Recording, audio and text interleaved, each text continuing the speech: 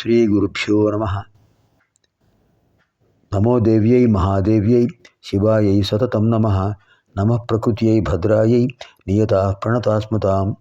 అర్చనకాలే రూపగత, సంస్తుతికాలే శబ్దగత, చింతనకాలే ప్రాణగత, తత్వవిచారే సర్వగత. అర్చించేటప్పుడు అమ్మవారు ఒక రూపం సంతరించుకుంటారు. స్తోత్రం చేసేటప్పుడు అమ్మవారు ప్రతి అక్షరంలోనూ ప్రతి శబ్దంలోనూ ఉంటారు.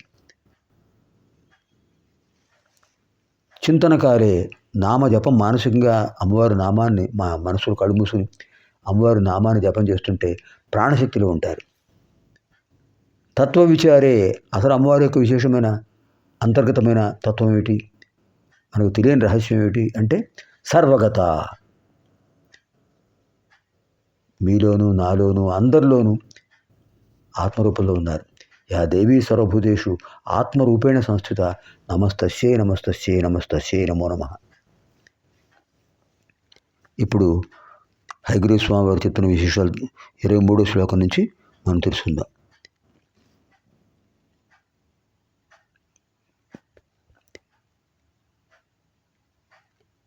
ఇరవై 21 వరకు అయ్యాయి. ఇప్పుడు 22వ శ్లోకం నుంచి ప్రారంభం.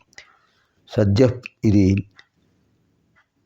బ్రహ్మాండ పురాణాంతర్గత శ్రీ లలితా రహస్యనామ స్తోత్ర పూర్వపీఠిక. మనకు 21 శ్లోకాలు అయ్యాయి. 22 నుంచి ప్రారంభం చేస్తున్నాం. సద్య ప్రసాదం కురుతే తస్య సింహాసనేశ్వరి చక్రాధిరాజమభ్యర్చ్య జప్త్వా పంచదశాక్షరీ. సద్య ప్రసాదం కురుతే తస్య సింహాసనేశ్వరి.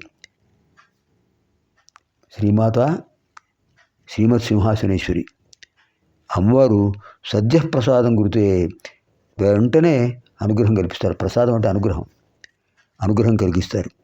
ఎవరికి? బిరదళాలతో, పద్మాలతో, తులసి దళాలతో, కదంబ పుష్పాలతో శ్రీచక్రాన్ని అర్చించేవాళ్లకు. అంతేకాదు చక్రాధిరాజం అభ్యర్చ్య జప్త్వా పంచదశాక్షరీ. శ్రీచక్రాన్ని ఎవరైతే అర్చిస్తారో, అలాగే పంచదశాక్షరి తెలుసుకో మనకు త్రిశితులు తెలుసుకున్నాం కదా. పంచదశాక్షరి వాగ్భవగూటం, కామరాజగూటం, శక్తిగూటం. ఎక్కడ ఉండి లలితా సహస్రనామంలోనే కనిపిస్తున్నాయా? ఎక్కడా లేవా? ఉన్నాయి.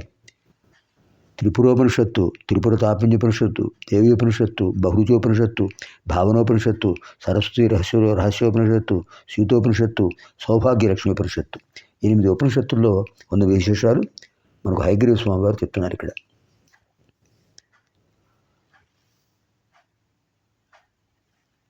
పంచదశాక్షరి వాగ్భవగూటం, కామరాజగూటం, శక్తిగూటం.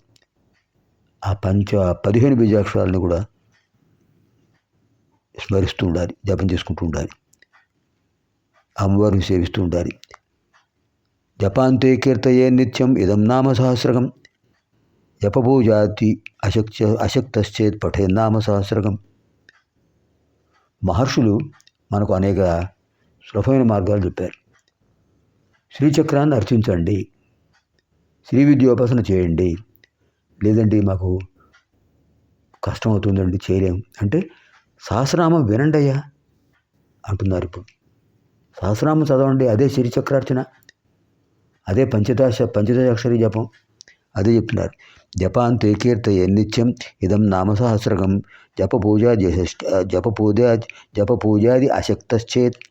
జపపూజాది అశక్తశ్చేత్ పఠే నామ సహస్రకం. జపం అయిపోయిన తర్వాత, మంత్రజపం అయిన తర్వాత నామసహస్రం చదవండి. జపాలు పూజలు మేము చేయలేము అనుకుంటారు. అప్పుడేం చేయాలి? జప పూజాది అశక్తశ్చేత్. జపాలు చేయలేము, పూజలు చేయలేము, ఆ శక్తి లేదు అనుకుంటే పఠే నామ సహస్రకం. నామసహస్రం పఠేత్. సహస్రనామం చదవండి. సహస్రనామం చదవలేరా? అది కూడా చదవలేమంటే అది దౌర్భాగ్యమే. ఎంత సులభమైన మార్గం చెప్పారు. శ్రీచక్రాన్ని పూజించలేం, శ్రీ విద్యోపాసన చేయలేం, మంత్రజపం తెలియదు. చదవండి, స్పష్టంగా కనిపిస్తున్నాయి కదా శ్లోకాలు. సాంగార్చనే సాంగజపే యత్ఫలం తదవాప్నుయాత్ ఉపాసనే స్తుతిరంజాః పఠేదభ్యుదయో హి సహ. సాంగార్చనే సాంగజపే యత్ఫలం తదవాప్నుయాత్ ఉపాసనే స్తుతిరంజాః పఠేత్ అభ్యుదయో హి సహ. సాంగార్చన అంటే ఏమిటి?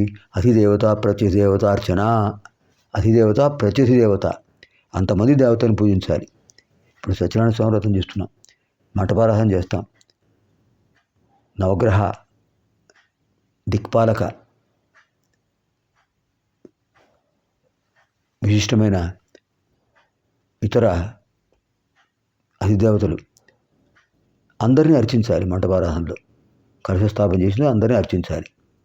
ఎంత తతంగం! అదంతా అక్కర్లేదయ్యా అంటున్నారు. సాంగార్చనే సాంగోపాంగంగా అర్చన చేసిన సాంగ జపే, సా అంగజపం అంటే అంగన్యాస కరన్యాసాలతో జపం చేయడం.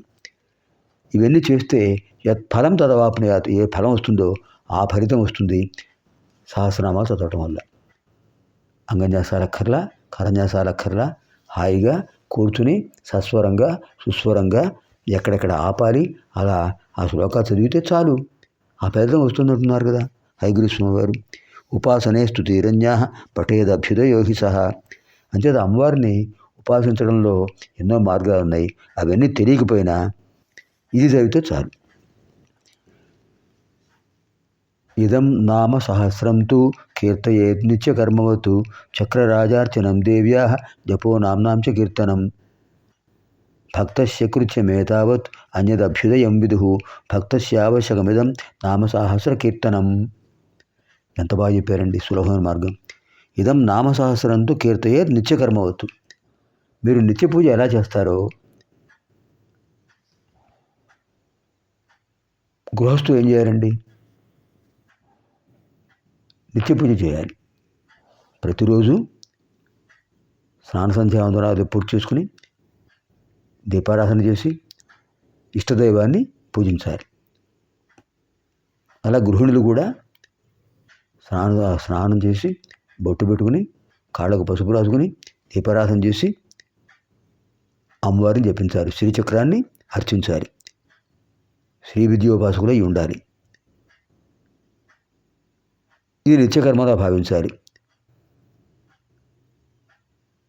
ఇవన్నీ చేయలేము, సహస్రనామం చదవండి అది చెప్పారు ఇక్కడ. ఇదం నామ సహస్రంతో కీర్తయే నిత్యకర్మవత్తు. నిత్య పూజ ఎలా చేస్తారో అలా నిత్యం సహస్రనామం చదవండి, ఆ ఫలితం వస్తుంది కదా. భక్తస్య కృత్యమే తావత్ అన్యదభ్యుదయం విదుః భక్తస్యావశ్యకమిదం నామ సహస్ర కీర్తనం. భక్తస్య కృత్యమే తావత్, ఇదంతా భక్తుడి యొక్క కర్తవ్యం. చేస్తే చేస్తాను లేకపోతే అనుకోకూడదు, కర్తవ్యం, ధర్మం. భక్తస్యావశ్యకమిదం నామ సహస్ర కీర్తనం అంటే ప్రతి భక్తుడు కూడా, అమ్మవారిపై భక్తి ఉన్న ప్రతివాడు కూడా నామ సహస్రాన్ని కీర్తించాలి.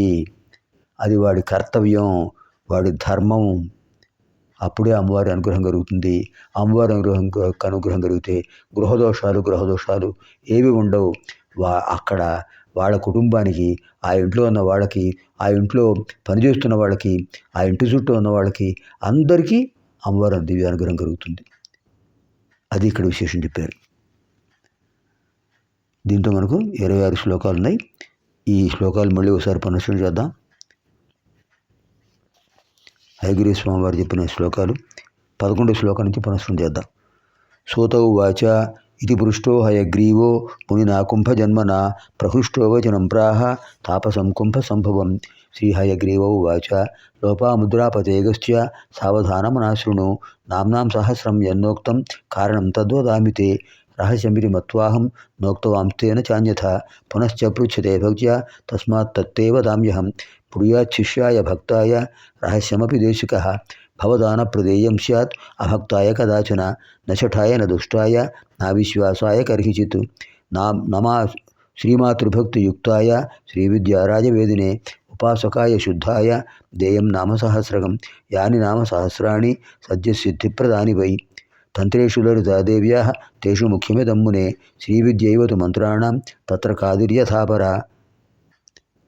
పురాణాం శ్రీపురమివ శక్తీనాం లలితా యథా శ్రీవిద్యోపాసకానాం చ యథా దేవః పరశివః తథా నామ సహస్రేషు పరమేతత్ ప్రకీర్తితం తథా నామ సహస్రేషు వరమంటే శ్రేష్టమైనది వరమేతత్ ప్రకీర్తితం యథాస్య పఠనాద్దేవి ప్రీయతే లలితాంబిక అన్యనామ సహస్రస్య పాఠాన్న ప్రీయతే తథా శ్రీమాతుః ప్రీయతే యదస్మాత్ అనిశం కీర్తయేదిదం బిల్వపత్రైశ్చక్రరాజే యోర్చయే లలితాంబిక పద్మైర్వా తులసీపుష్పైః ఏభిర్నామ సహస్రకైః సద్యః ప్రసాదం కురుతే తస్య సింహాసనేశ్వరీ చక్రాధిరాజమభ్యర్చ్య జప్త్వా పంచదశాక్షరీం జపాంతే కీర్తయేన్నిత్యం ఇదం నామ సహస్రకం జపపూజా జచేత్ పఠేన్నామ సహస్రకం సాంగార్చనే సాంగజపే యత్ఫలం తదవాప్నుయాత్ ఉపాసనే స్తుతిరన్యాః పఠేదభ్యుదయో హి సహ